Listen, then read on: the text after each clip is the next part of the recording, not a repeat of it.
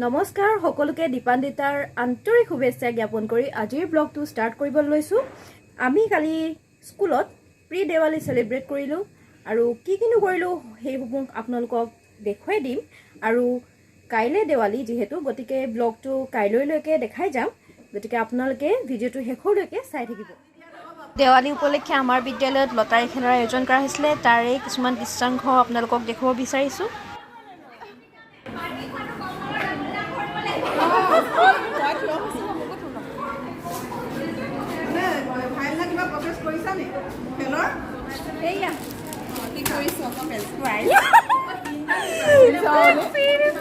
কি কৰিছে মানে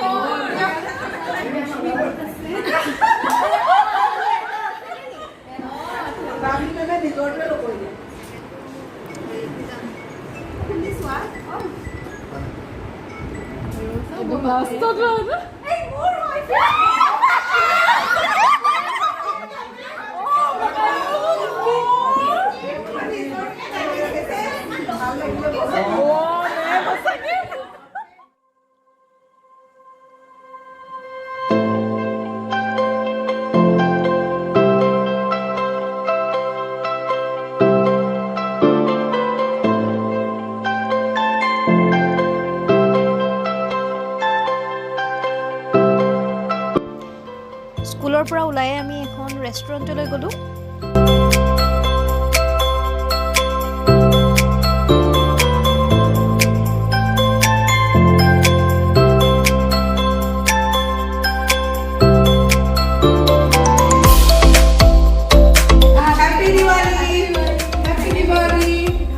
বাহিৰত চাকি দিয়া হ'ব বাৰু, যদিও আজি যিহেতু ইণ্ডিয়া পাকিস্তানৰ মেটচ চলি আছে, গতিকে মেটচখন চাই লওঁ কি হয়, তাৰ পাছত আপোনালোকক সকলোবোৰ দেখাই আছো।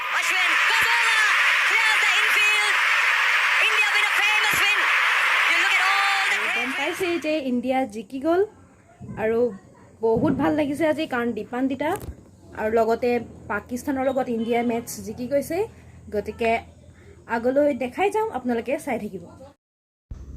ধনতেৰছ বুলি মায়ে এয়া চাকি দি লৈছে আগফালে।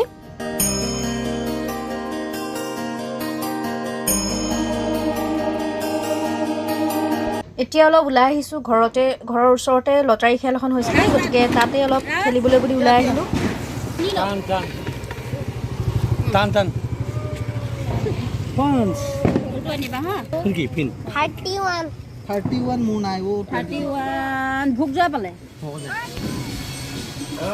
আজি দেৱালী যদিও দেখিছেই যে বৰষুণে সকলোবোৰ বন্ধ কৰি দিলে, বাহিৰত চাকি দিব নোৱাৰি, হ'লেও কেইগছমান চাকি ভিতৰতে দিবলৈ লৈছোঁ।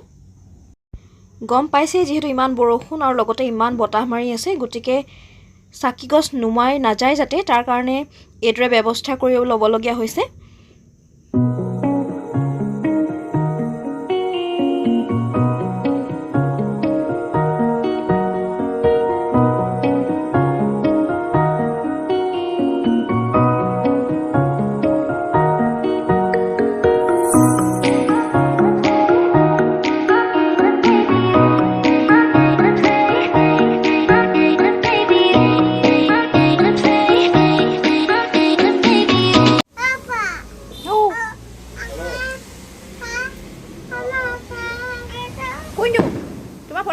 দিয়া তোমাক ফটকা কোনকেইটা তো দেখাই দিয়া কোনটো বা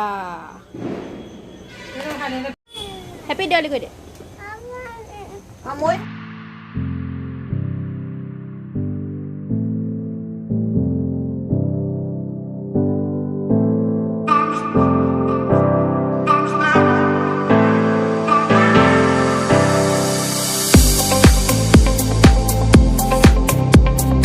সকলোকে পুনৰবাৰ দেৱালীৰ শুভেচ্ছা জনাই আজিৰ ব্লগটো ইমানতে শেষ কৰিছোঁ।